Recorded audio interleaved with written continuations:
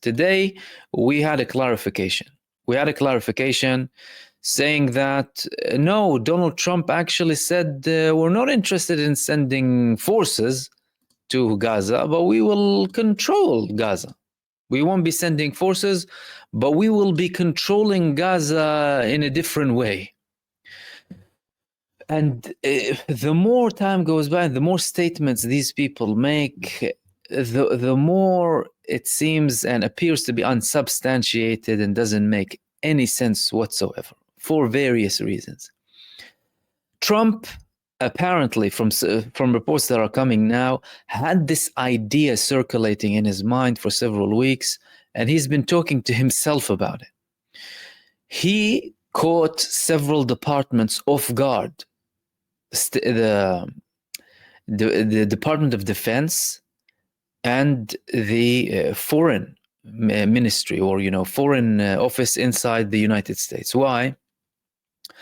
Because any plan to do with the United States occupying a certain location and potentially deploying forces as well needs to be discussed with everyone in charge when it comes to security, everyone in charge when it comes to foreign policy, anyone in charge if the army is going to be deployed with the army too. And he hasn't spoken to any of them.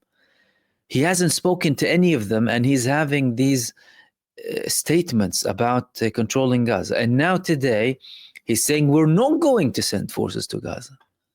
Well, how are you going to go to Gaza? How are you going to control Gaza? Exactly. Tell us. They appear to be, the more time goes by, they're unsubstantiated. They don't have any essence in them. And clearly we're talking about certain statements to save face potentially with Netanyahu and protect his government, potentially have certain plans afterwards. And who knows if they would work. All we know is it appears to be acceptable by Israel that the United States might have some sort of presence. Now, on the ground, the Israeli Foreign Minister, Israel Katz, already authorized and ordered the Israeli army to start preparing to take Palestinians from Gaza and expel them basically through the Sdoud port and the Ramon airport. So they're talking and they're probably planning certain things. However, that's not something significant. Israel was already implementing a war of genocide and ethnic cleansing inside of Gaza for the past 15 months. The last 2 months of which, or more than that, 2.5 to 3 months almost, included a campaign called the General's Plan in the northern part of Gaza that included further choking of the north, more genocide, more destruction, more ethnic, more displacement, more of everything. Yet, despite that, we had a ceasefire, and that ceasefire went ahead. And guess what? The people are going back.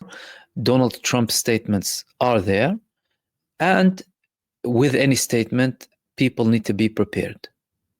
And the Palestinian people are prepared. Also, there was a statement coming today from Hamas that any force that goes into Gaza, and they've said that before, by the way, many times, without coordination with the Palestinian side, will be dealt with as an occupying force. And we saw how the Palestinian resistance deals with occupying forces. They've shown us very well how they deal with occupying forces in the past 15 months. But again, Trump is saying we're not going to deploy forces.